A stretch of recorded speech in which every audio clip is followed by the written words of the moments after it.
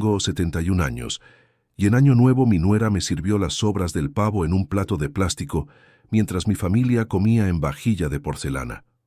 «Es suficiente para ti», me dijo con esa sonrisa falsa que tanto conocía.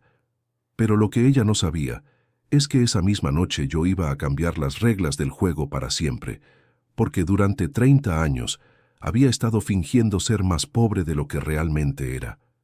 Imagínate la humillación.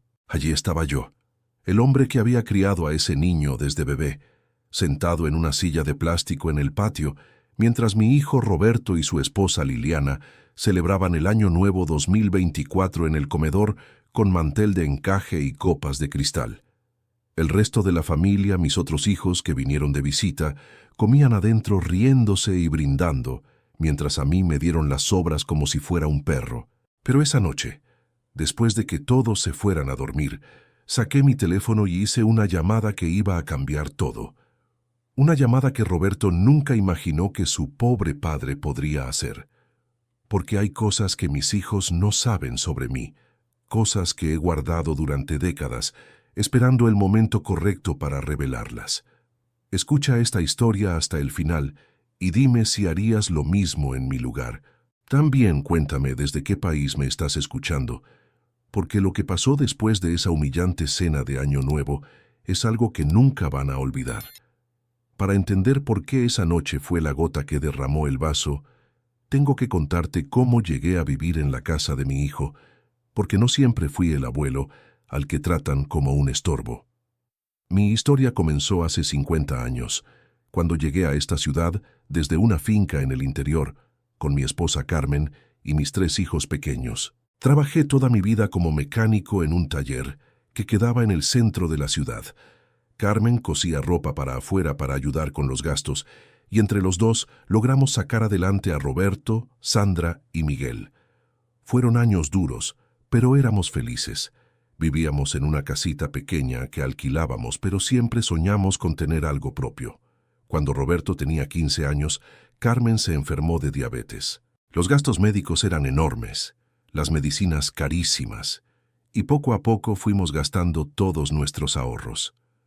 Tuve que trabajar doble turno, los fines de semana, hacer trabajitos extra, todo para poder pagar los tratamientos de mi mujer.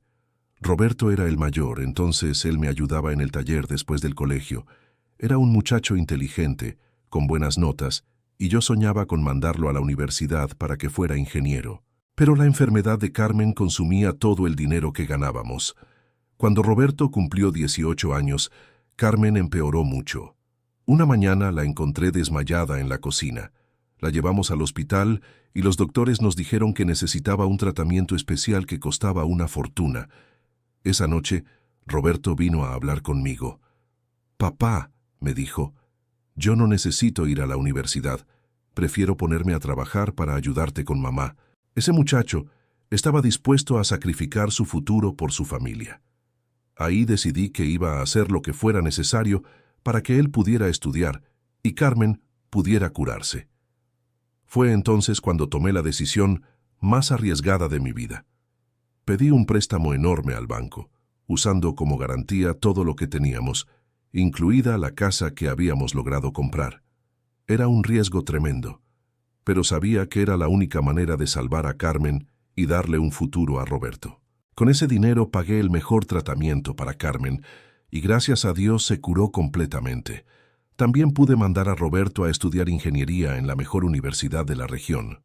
Sandra y Miguel eran menores, pero ya tenía planificado cómo iba a costear sus estudios también. Trabajé como un animal para pagar ese préstamo. Me levantaba a las 4 de la mañana, trabajaba en el taller hasta las 6 de la tarde y después hacía trabajos de mecánica a domicilio hasta las 11 de la noche. Los domingos reparaba carros en mi casa. Carmen me ayudaba llevándome la comida al taller y organizando los turnos de los clientes. Roberto se recibió de ingeniero civil cuando tenía 24 años. Fue uno de los días más felices de mi vida. Hice una fiesta en la casa, invité a todos los vecinos, a mis compañeros del taller, a toda la familia. Estaba tan orgulloso de mi hijo, el ingeniero. «Mira lo que logró este muchacho», les decía a todos. Salió de una familia humilde y ahora es profesional. Después Roberto consiguió trabajo en una empresa constructora importante. Ganaba bien, muchísimo más de lo que yo había ganado jamás. Se compró un carro nuevo, ropa elegante, empezó a moverse en círculos de gente adinerada. Y conoció a Liliana. Liliana venía de una familia de clase media alta. Su padre era contador, su madre profesora universitaria. Cuando Roberto me la presentó, me pareció una muchacha educada, aunque algo distante. Pero pensé, si mi hijo la eligió, debe ser una buena persona. Se casaron cuando Roberto tenía 27 años. La boda fue elegante, en un salón de eventos que debió haber costado una fortuna. Roberto pagó todo, y yo me sentí orgulloso de que mi hijo pudiera costear una ceremonia así. Carmen y yo fuimos vestidos con nuestra mejor ropa, pero igual nos sentimos un poco fuera de lugar entre tanto lujo. Después de la boda, Roberto y Liliana se fueron a vivir a un apartamento en una zona exclusiva de la ciudad. Nosotros seguimos en nuestra casa humilde, pero no nos importaba. Estábamos felices de que nuestro hijo hubiera progresado tanto. Los primeros años todo parecía ir bien. Roberto nos visitaba seguido, almorzaba con nosotros los domingos, nos contaba de su trabajo.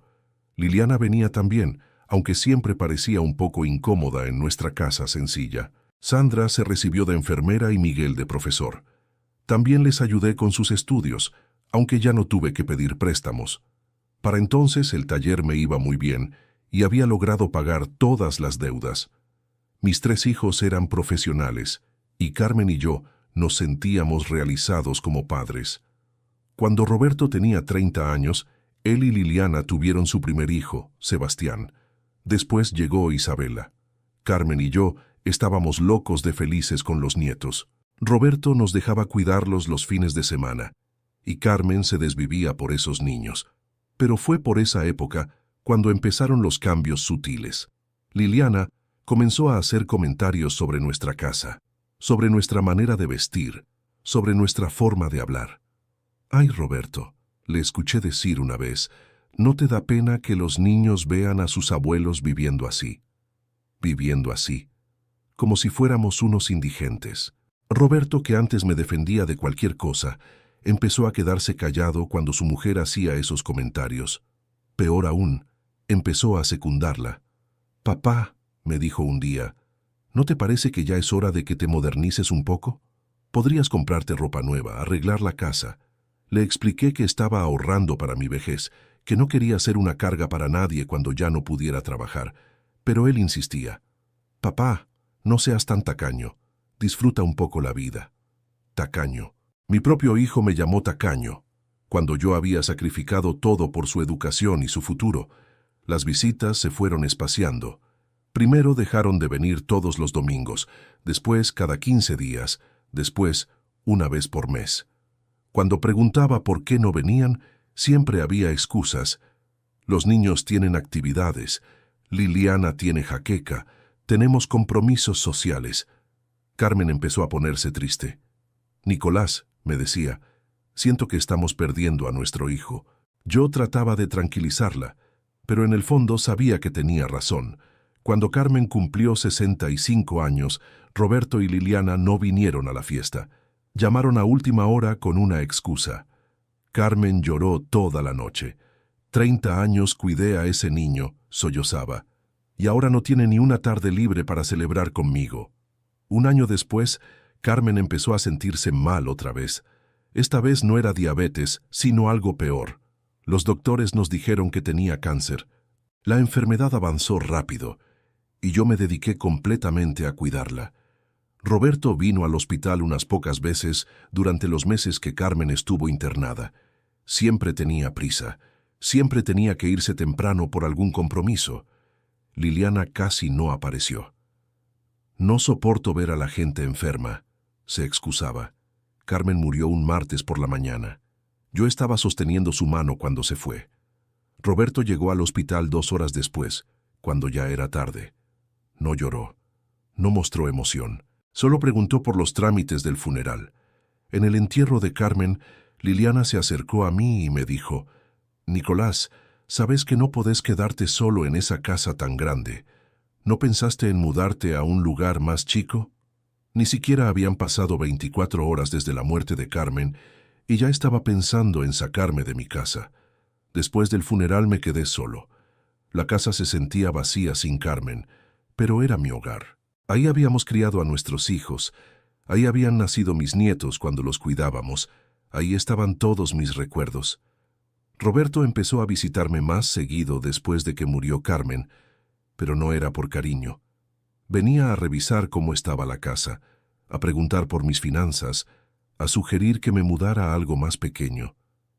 «Papá», me decía, «esta casa es demasiado grande para vos solo.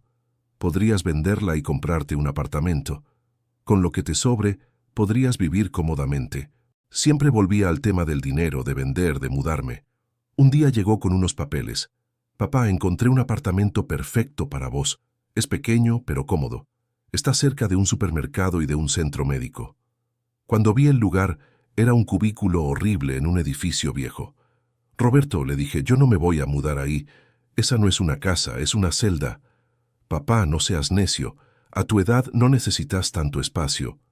A mi edad, como si tener 70 años me hubiera vuelto incapaz de decidir dónde vivir. Fue entonces cuando Liliana tuvo su gran idea. «Nicolás», me dijo un domingo, «¿por qué no te venís a vivir con nosotros? Podés quedarte en el cuarto de huéspedes. Así estás acompañado y nosotros te cuidamos». Sonaba generoso, pero yo conocía a Liliana. Nada de lo que hacía era por generosidad. «No quiero molestar», le dije. «Yo estoy bien en mi casa». Pero ella insistió, y Roberto también. «Papá, es lo mejor. Vas a estar con la familia, con los nietos, y nosotros vamos a estar tranquilos sabiendo que estás bien cuidado». Durante 3 meses me resistí, pero ellos siguieron insistiendo. Roberto empezó a visitarme todas las semanas, algo que no había hecho en años. Me traía comida, me ayudaba con las compras, se mostraba súper atento. «¿Ves, papá? Así sería todos los días si vinieras a vivir con nosotros». Finalmente acepté, pero con una condición. «Voy a alquilar mi casa», les dije. «No la vendo. Si en algún momento no me siento cómodo con ustedes, me vuelvo». Roberto accedió rápidamente, tal vez demasiado rápidamente. Me mudé a la casa de Roberto y Liliana en marzo del año pasado. Al principio todo parecía ir bien. Tenía mi cuarto, mis cosas, mis horarios. Los nietos estaban contentos de tener al abuelo cerca. Sebastián, que ya tenía 15 años, me contaba de sus estudios. Isabela, de 12, me mostraba sus dibujos. Pero de a poco las cosas empezaron a cambiar. Primero fueron comentarios sutiles. «Nicolás, ¿podrías no ver televisión tan temprano? Los niños necesitan concentrarse para hacer la tarea». «Nicolás, ¿podrías comer más despacio? El ruido de los cubiertos molesta». Después vinieron las reglas. No podía usar la cocina antes de las 8 de la mañana porque Liliana necesitaba preparar el desayuno en silencio. No podía bañarme después de las 8 de la noche porque el ruido del agua molestaba. No podía invitar visitas sin avisar con 3 días de anticipación. Las comidas se volvieron un tormento. Mientras la familia comía asado, pollo, pescado, a mí me daban siempre la parte más barata, las sobras, los huesos. «Es que a tu edad no podés comer tanta grasa», me decía Liliana. «Es por tu salud». Cuando llegaban visitas, yo tenía que quedarme en mi cuarto. «Los amigos vienen a relajarse», me explicaba Roberto. «No queremos que se sientan incómodos». «¿Incómodos por qué?» «Porque había un viejo en la casa. En las reuniones familiares, cuando venían Sandra y Miguel con sus familias, yo era invisible. Liliana organizaba todo para que la atención estuviera en ella, en sus hijos, en sus logros. Si yo trataba de participar en las conversaciones, ella me cambiaba de tema o me ignoraba directamente. Pero lo peor era el trato que recibían mis otros hijos y nietos cuando venían a visitarme. Liliana los atendía con frialdad. Nunca los invitaba a almorzar. Siempre encontraba excusas para que se fueran temprano. «Ay, disculpen, pero hoy tenemos compromisos», les decía después de media hora de visita. Sandra me dijo un día: «Papá, ¿estás bien acá? Te veo triste». Le respondí que estaba bien, pero no era cierto. Me sentía como un prisionero en mi propio cuarto, como un estorbo que había que tolerar. El punto de quiebre llegó en diciembre, cuando Roberto anunció que iban a pasar Año Nuevo en casa. «Va a venir toda la familia», me dijo entusiasmado. Yo pensé que se refería a Sandra y Miguel también, pero después me enteré de que se refería a la familia de Liliana. «¿Y mis otros hijos?», le pregunté. «Ay, papá, ya sabes cómo es Liliana. No le gusta mezclar familias. Otro día los invitamos». Otro día que nunca llegaba. El 31 de diciembre llegaron los padres de Liliana, su hermana con su marido, sus sobrinos. Gente que nunca me había dirigido la palabra más que para saludar de compromiso. Yo estaba en mi cuarto, escuchando las risas desde el comedor, sintiendo el olor de la comida que estaban preparando. A las 9 de la noche, cuando ya habían empezado a cenar, Liliana tocó la puerta de mi cuarto. Venía con un plato de plástico con los restos del pavo, un poco de ensalada marchita y 2 papas pequeñas. «Nicolás, acá tenés tu cena. Es suficiente para ti». Lo dijo con esa sonrisa falsa, como si me estuviera haciendo un favor. «¿Por qué no puedo cenar con la familia?», le pregunté. «Ay, Nicolás, es que la mesa es chica y ya estamos todos. Además, vos preferís comer tranquilo en tu cuarto, ¿no?». No era una pregunta, era una orden disfrazada. Me quedé en mi cuarto comiendo esas sobras mientras escuchaba los brindis desde el comedor. A las 12 de la noche gritaron «¡Feliz Año Nuevo!» y se abrazaron todos. Nadie vino a saludarme. Nadie se acordó del viejo que estaba encerrado en el cuarto de atrás. Esa noche, después de que todos se fueran a dormir, tomé una decisión. Saqué mi teléfono y marqué un número que tenía guardado hacía años. Era la 1:30 de la madrugada, pero sabía que me iban a atender. «Licenciado Pereira», dije cuando contestaron. «Soy Nicolás Ramírez. Necesito que me ayude con un tema muy urgente. Sí, ya sé que es tarde, pero es una emergencia familiar». El licenciado Pereira había sido el abogado de mi taller durante años. Era el único que conocía la verdad completa sobre mis finanzas, sobre las propiedades que tenía, sobre las inversiones que había hecho durante décadas, porque había algo que mis hijos nunca supieron sobre mí. Durante 30 años, mientras ellos creían que yo era un mecánico pobre que apenas subsistía, yo había estado construyendo un imperio silencioso. Cada peso extra que ganaba, lo invertía. Compré propiedades cuando estaban baratas, invertí en acciones, abrí cuentas en diferentes bancos. ¿Por qué nunca les conté? Porque quería que mis hijos me quisieran por quien era, no por lo que tenía. Quería que se esforzaran, que valoraran el trabajo, que no dependieran de la herencia. Nunca imaginé que ese mismo dinero se convertiría en el arma que iba a usar para darles la lección más dura de sus vidas. «Licenciado», le dije por teléfono esa madrugada del 1 de enero, «quiero que mañana mismo prepare todos los papeles para cambiar mi testamento. Y también quiero que investigue las finanzas de mi hijo Roberto.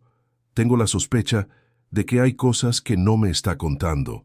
Al día siguiente, 2 de enero, el licenciado Pereira vino a la casa con una carpeta llena de documentos. Roberto estaba en el trabajo, Liliana había salido con los niños, así que pudimos hablar tranquilos.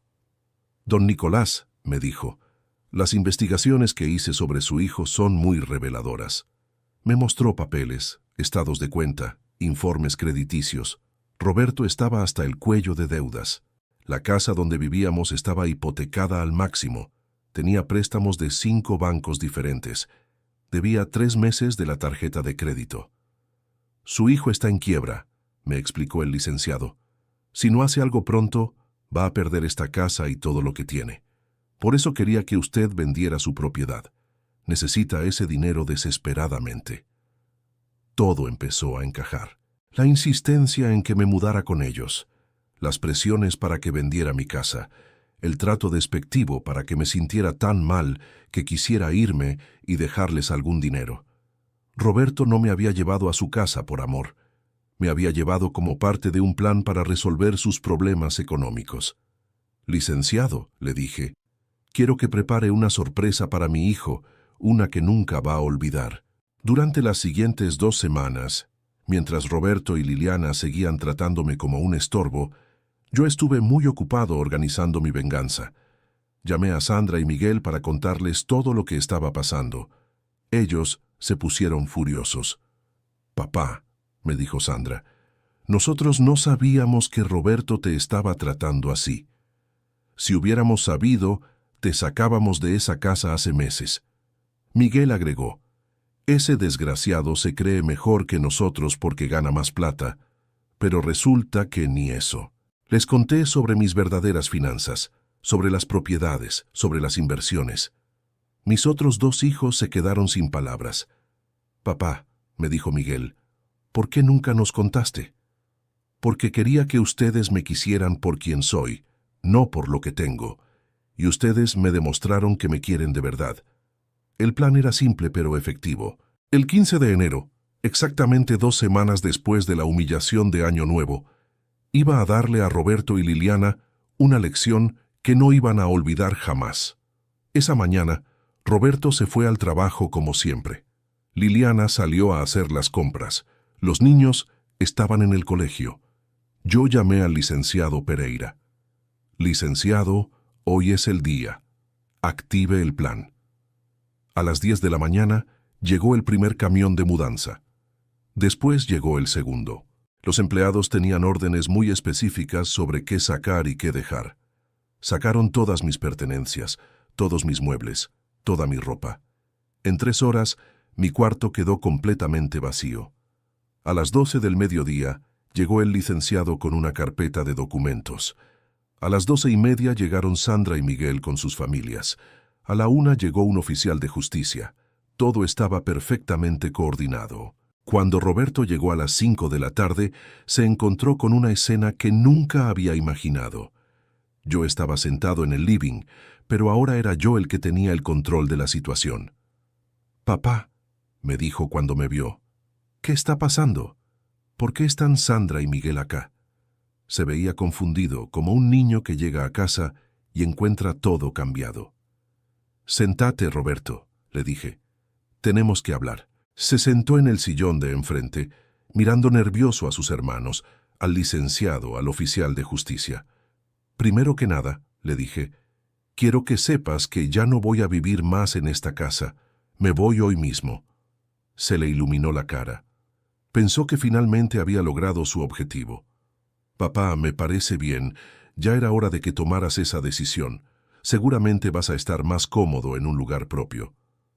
Todavía no entendía nada. «Segundo», continué, «quiero que sepas que me enteré de tu situación financiera real».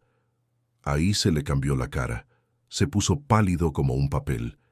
«¿Qué situación financiera, papá?» «La que te tiene a 3 meses de perder esta casa, Roberto. La que te obligó a traerme acá para convencerme de que vendiera mi propiedad y te diera la plata». Se quedó callado.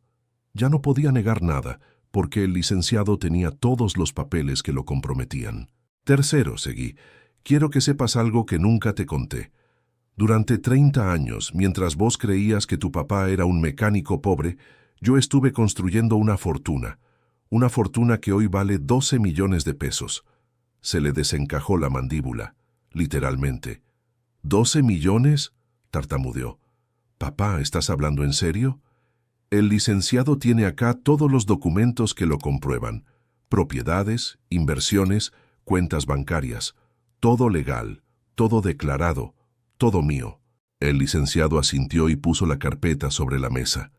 Roberto miró los papeles como si fueran extraterrestres. «Papá, pero ¿por qué nunca me contaste?» «Porque quería que me quisieras por quien soy, no por lo que tengo. Quería que te esforzaras, que valoraras el trabajo, que fueras una persona decente por convicción propia». «Papá, yo te quiero por quien sos». «¿En serio, Roberto? ¿Me querés cuando me das las sobras en plato de plástico? ¿Me querés cuando me prohibís usar la cocina? ¿Me querés cuando me encerrás en mi cuarto para que tus amigos no se sientan incómodos?» Se tapó la cara con las manos. «Papá, yo puedo cambiar. Podemos arreglar todo esto. Roberto, hay cosas que no se arreglan con pedir perdón. Hay cosas que muestran quién sos realmente». Fue entonces cuando Liliana llegó de hacer las compras. Entró cargada de bolsas hablando por teléfono, sin registrar que había gente en la casa. «Roberto, amor, no sabes lo que me costó encontrar».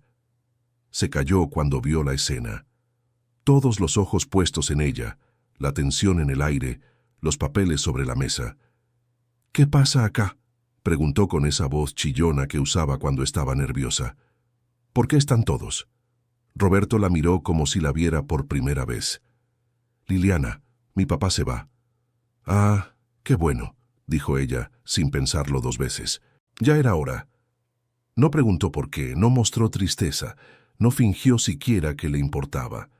Su reacción automática fue de alivio.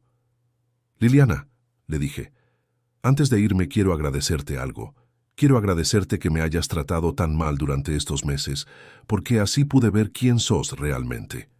«¿Yo te traté mal?» «Nicolás, vos estás exagerando». «¿Exagerando? ¿Darme las sobras en plato de plástico es exagerar? ¿Encerrarme en mi cuarto en Año Nuevo es exagerar?». Roberto la miró con una cara que yo nunca le había visto. «Liliana, ¿es cierto que le diste las sobras a mi papá en Año Nuevo?». «Roberto, amor, la mesa era chica y... ¿es cierto o no?». «Bueno, sí, pero...». «Cuarto punto», continué. «Mi testamento original dejaba todo dividido en 3 partes iguales para mis 3 hijos. Pero después de estos meses viviendo acá, decidí hacer algunos cambios. Saqué de mi bolsillo una copia del Nuevo Testamento que había firmado esa mañana. Roberto, tu parte ahora es del 5%. Sandra y Miguel se reparten el 90% restante. El 5% que te queda es para tus hijos, mis nietos, pero en un fideicomiso que van a poder tocar cuando cumplan 25 años. Roberto se puso de pie como si le hubieran dado una descarga eléctrica. «Papá, no podés hacer eso. Yo soy tu hijo también». «Sí, Roberto, sos mi hijo. Pero Sandra y Miguel me demostraron que además de ser mis hijos, son buenas personas. Vos me demostraste lo contrario». Liliana empezó a gritar. «Esto es injusto. Nosotros te cuidamos, te dimos techo». «¿Cuidarme? ¿Llamás cuidar a humillarme todos los días? ¿Llamás dar techo a encerrarme en un cuarto como un prisionero? Pero vos no tenés derecho a hacer eso. Roberto es tu hijo mayor».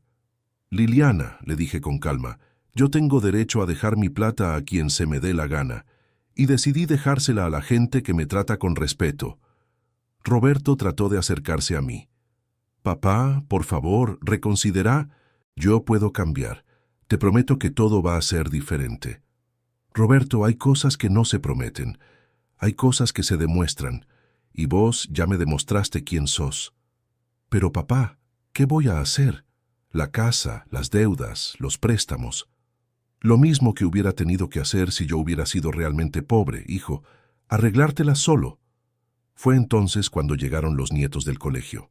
Sebastián e Isabela entraron corriendo como siempre, pero se frenaron en seco cuando vieron todo el movimiento. «Abuelo», me dijo Isabela, «¿por qué hay tanta gente acá?». «Mis amores», les dije, «el abuelo se va a mudar». «¿Por qué, abuelo? ¿Hicimos algo malo?». Se me partió el corazón. Esos chicos no tenían culpa de nada, eran víctimas de sus padres, igual que yo. «No, mis amores, ustedes no hicieron nada malo. Es que el abuelo necesita su propio espacio». Sebastián, que ya tenía 15 años y entendía más, me miró con cara de sospecha. «Abuelo, ¿mis papás te trataron mal?». Era un chico inteligente, había visto cosas, había escuchado conversaciones. «Sebastián, los grandes a veces cometemos errores. Lo importante es que ustedes sepan que el abuelo los quiere mucho y siempre va a estar ahí para ustedes». Le di un abrazo fuerte. A Isabela también. «¿Cuándo te vamos a ver, abuelo?». «Muy pronto, mi amor. El abuelo va a tener una casa nueva donde ustedes van a poder venir a visitarlo siempre que quieran». Roberto y Liliana miraron esa escena sin entender que estaban perdiendo mucho más que dinero. Estaban perdiendo el respeto de sus propios hijos. El licenciado se levantó y extendió unos papeles hacia Roberto. «Señor, acá están las notificaciones oficiales sobre el Nuevo Testamento. También están los datos del nuevo domicilio de su padre, por si necesita contactarlo». Roberto tomó los papeles con manos temblorosas. «¿A dónde te vas a ir, papá?». «A la casa que compré ayer en el Country Los Sauces. 5 dormitorios, parque con pileta, quincho, todo lo que necesito para recibir a mis otros hijos y a mis nietos cuando quieran venir». ¿Compraste una casa ayer? ¿Con parte de los 12 millones que tengo ahorrados? Sí.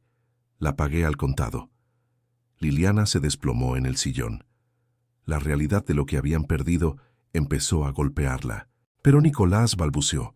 Vos siempre dijiste que no tenías plata. Nunca dije que no tenía plata, Liliana. Simplemente no la exhibía. Hay una diferencia. Sandra se acercó a mí. Papá, ¿estás listo? Los chicos te están esperando en la casa nueva. Mis otros nietos, los hijos de Sandra y Miguel, me habían preparado una bienvenida en mi nueva casa. Chicos que sí sabían lo que era el respeto por los abuelos. Sí, hija, estoy listo.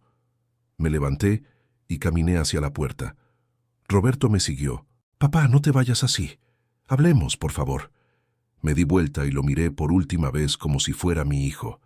Roberto, durante 70 años viví sin exhibir la plata que tenía. Los próximos años que me queden, los voy a vivir disfrutando esa plata con gente que me quiere de verdad. Papá, yo te quiero de verdad. Roberto, el amor se demuestra con hechos, no con palabras. Salí de esa casa llevando solamente una certeza. Había criado a un hijo exitoso profesionalmente, pero había fracasado en criarlo como persona. Y esa realización dolía más que todas las humillaciones que había soportado. Pero también me llevaba algo más importante, la tranquilidad de saber que nunca más iba a permitir que nadie, ni siquiera mi propia sangre, me tratara como un ciudadano de segunda clase. Pasaron 3 meses desde que me fui de la casa de Roberto. 3 meses en los que aprendí lo que significaba vivir con dignidad a los 71 años. Mi casa nueva en el country Los Sauces es todo lo que soñé cuando era joven y trabajaba como mecánico. Tiene un jardín enorme donde mis nietos juegan al fútbol los fines de semana. Tiene una pileta donde Isabela aprendió a nadar. Tiene un quincho donde hacemos asados familiares todos los domingos. Sandra y Miguel vienen con sus familias religiosamente. No porque esperan heredar algo, sino porque realmente disfrutan estar conmigo. Mis otros nietos me ayudan a cuidar el jardín, me enseñan a usar el teléfono nuevo, me cuentan de sus estudios sin que yo tenga que rogar por su atención. Contraté a Marta, una señora de 50 años que viene 3 veces por semana a ayudarme con la casa. Es viuda, tiene 2 hijos universitarios, y cuando le conté mi historia, me dijo algo que me marcó. Don Nicolás, hay familias de sangre y familias de corazón. A veces no coinciden. Conocí a mis vecinos del country. Son gente mayor como yo, jubilados que disfrutan esta etapa de la vida sin pedirle permiso a nadie. Don Osvaldo fue gerente de banco. Doña Elena fue directora de escuela. Los jueves jugamos al truco. Los sábados hacemos asados comunitarios. Por primera vez en años, no tengo que pedir permiso para nada. Me levanto cuando quiero, como lo que se me antoja, invito a quien tengo ganas de ver. Si quiero ver televisión hasta las 3 de la mañana, lo hago. Si quiero desayunar a las 11, lo hago. Es mi casa, son mis reglas. Con parte de mi dinero, abrí una cuenta especial para la educación de mis nietos.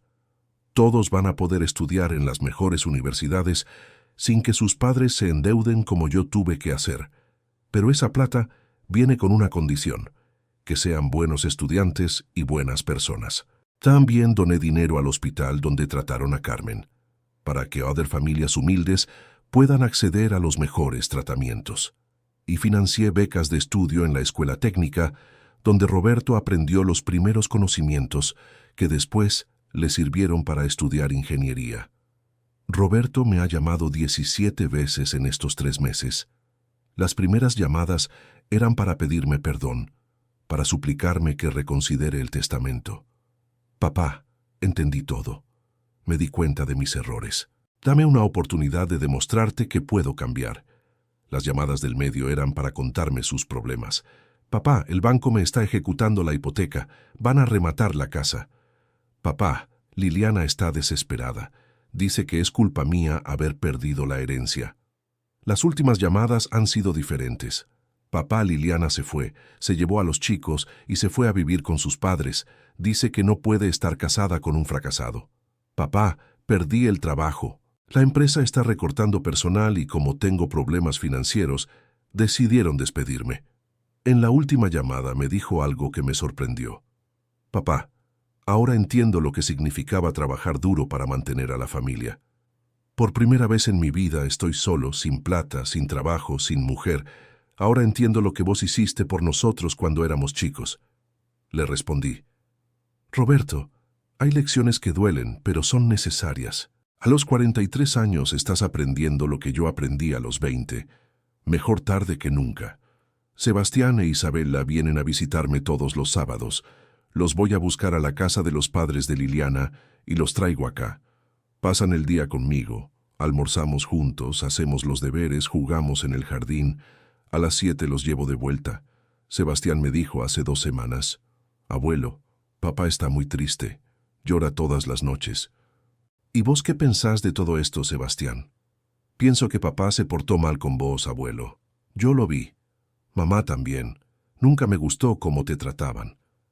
Isabela, que es más chica pero muy perceptiva, me dijo, «Abuelo, ¿es cierto que sos rico?» «¿Por qué me preguntas eso, mi amor?» «Porque mamá le grita a papá que por su culpa perdimos mucha plata». Les expliqué de una manera que pudieran entender. «Mis amores, el abuelo tiene plata ahorrada porque trabajó mucho durante toda su vida. Esa plata la iba a compartir con toda la familia. Pero cuando una persona te trata mal, ya no tenés ganas de compartir nada con ella. ¿Y nosotros qué vamos a recibir, abuelo? Ustedes van a recibir lo más importante, educación, valores, respeto. Y cuando sean grandes y demuestren que son buenas personas, van a recibir también ayuda económica para cumplir sus sueños». La semana pasada Sandra me trajo una noticia que me entristeció y me alivió al mismo tiempo. «Papá, Roberto vendió la casa. No le alcanzó para pagar todas las deudas, pero al menos no está más en quiebra. ¿Y a dónde se fue a vivir? Alquiló un departamento de 2 ambientes en el barrio donde vivíamos cuando éramos chicos. Está trabajando como empleado en una empresa de construcción, ganando lo mismo que ganaba vos cuando eras mecánico. Es curioso cómo la vida te da vueltas. Roberto, que se avergonzaba del barrio humilde donde creció, ahora está viviendo ahí otra vez. Roberto, que se creía superior por ser ingeniero, ahora está trabajando como empleado después de haber sido jefe. Miguel me visitó ayer y me dijo algo que me hizo reflexionar. Papá, ¿no te parece que Roberto ya pagó suficiente por sus errores? Miguel, no es que quiera ver sufrir a Roberto, es que hay cosas que no se perdonan solamente porque la persona se quedó sin plata. Pero papá, es tu hijo, y los chicos necesitan a su papá estable. Los chicos siempre van a tener al abuelo como respaldo. En cuanto a Roberto, cuando demuestre que realmente cambió, no por necesidad, sino por convicción, entonces podremos hablar.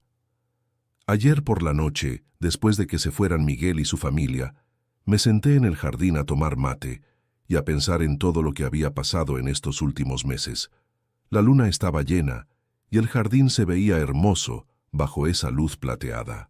Pensé en Carmen, en cómo le habría gustado ver este lugar, ver a sus nietos corriendo por el césped, chapoteando en la pileta. «Carmen», le dije al viento, «ojalá pudieras ver lo que tu viejo logró. Ojalá pudieras ver que al final aprendí a valorarme». A veces hablo con ella cuando estoy solo. Le cuento sobre mis días, sobre los nietos, sobre las decisiones que tomo. Sé que puede sonar extraño, pero siento que me escucha desde algún lugar. Y estoy seguro de que aprobaría lo que hice con Roberto. Carmen siempre fue una mujer de carácter fuerte, nunca toleró las faltas de respeto. Recordé una conversación que tuvimos años atrás, cuando Roberto recién se había casado con Liliana. «Nicolás», me había dicho Carmen, «esa muchacha no me gusta nada. Tiene una manera de mirarnos que no me convence». Yo había defendido a Liliana en ese momento, pensando que Carmen estaba siendo demasiado susceptible. Qué equivocado estaba. ¿Me arrepiento de haber tomado la decisión que tomé? No. Roberto necesitaba una lección que las palabras nunca le iban a dar. A veces, el amor de padre también significa dejar que los hijos enfrenten las consecuencias de sus actos. Extraño algo de la vida que tenía antes. Extraño la ilusión de que Roberto era mejor persona de lo que realmente es. Pero no extraño la humillación, el desprecio, la sensación de ser un estorbo en mi propia familia. ¿Qué aprendí de todo esto? Aprendí que el dinero no te hace mejor persona, pero la falta de dinero tampoco te hace peor. Aprendí que el respeto no se mendiga, se exige. Aprendí que nunca es tarde para cambiar el rumbo de tu vida si no estás conforme con el lugar donde estás.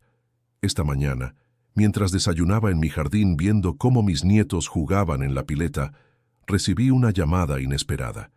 Era Roberto, pero esta vez sonaba diferente. Papá, me dijo, no te llamo para pedirte plata ni para pedirte perdón otra vez. Te llamo para contarte que conseguí un trabajo nuevo. Un trabajo donde me valoran por lo que sé hacer, no por mi apellido ni por mis contactos. Me alegra escuchar eso, Roberto. Papá, también quiero contarte que empecé terapia psicológica. Necesito entender por qué me convertí en una persona tan soberbia, tan despreciativa con la gente que me quiere. Era la primera vez que lo escuchaba hablar así. Sin excusas, sin justificaciones, sin echarle la culpa a otros. Papá, sé que perdí el derecho a pedirte algo, pero hay algo que necesito decirte. Necesito que sepas que estoy orgulloso de ser tu hijo, orgulloso del hombre trabajador y digno que sos. Y necesito que sepas que voy a pasar el resto de mi vida tratando de ser digno de llevarte tu apellido. Se me quebró la voz. Roberto, eso es lo único que siempre quise escucharte decir. ¿Significa que hay alguna posibilidad de que me perdones? Roberto, el perdón se gana con hechos, no con palabras, pero el hecho de que estés hablando así me dice que tal vez hay esperanza. Colgamos después de una hora de conversación. La primera conversación real que habíamos tenido en años. No hablamos de dinero, no hablamos de herencias, hablamos de sentimientos, de errores, de segundas oportunidades. ¿Va a cambiar algo en mi testamento? Todavía es muy pronto para saberlo. Roberto necesita demostrar que su cambio es real y duradero, no una estrategia desesperada para recuperar la herencia. Pero por primera vez en meses siento algo parecido a la esperanza. La esperanza de que tal vez, solo tal vez, no haya perdido a un hijo para siempre. Vos que me escuchaste hasta acá, vos que me acompañaste en esta historia que me cambió la vida, quiero decirte algo importante. Si hay alguien en tu familia que te trata mal, que te falta el respeto, que te hace sentir que sos menos importante, no lo permitas. No importa que sea tu hijo, tu padre, tu hermano, tu cónyuge. Nadie tiene derecho a lastimarte solo porque puede hacerlo. El amor verdadero se demuestra con respeto, con consideración, con gestos pequeños todos los días. El amor verdadero no humilla, no desplaza, no hace sentir mal al otro para sentirse mejor uno mismo. Y nunca, nunca es tarde para cambiar las reglas del juego. A los 71 años, yo cambié mi vida completamente, dejé atrás la humillación y elegí la dignidad. Si yo pude, vos también podés. La vida es muy corta para gastarla con gente que no te valora, y la vida es muy valiosa para desperdiciarla sintiendo lástima por personas que eligieron lastimarte. Cuéntame si esta historia te sirvió para reflexionar sobre tu propia familia. Cuéntame también desde qué país me estás escuchando, porque me gusta saber que hay gente en diferentes lugares del mundo que entiende que el respeto no se negocia. Y recordá, el dinero viene y va, pero la dignidad, una vez que la perdés, es muy difícil recuperarla. Por eso hay que cuidarla como el tesoro más grande que tenemos, porque al final lo que realmente importa no es cuánto tenés en el banco, sino cuánto respeto tenés hacia vos mismo y cuánto respeto recibís de la gente que te rodea. Y ese respeto, mijito, ese respeto no se compra con dinero,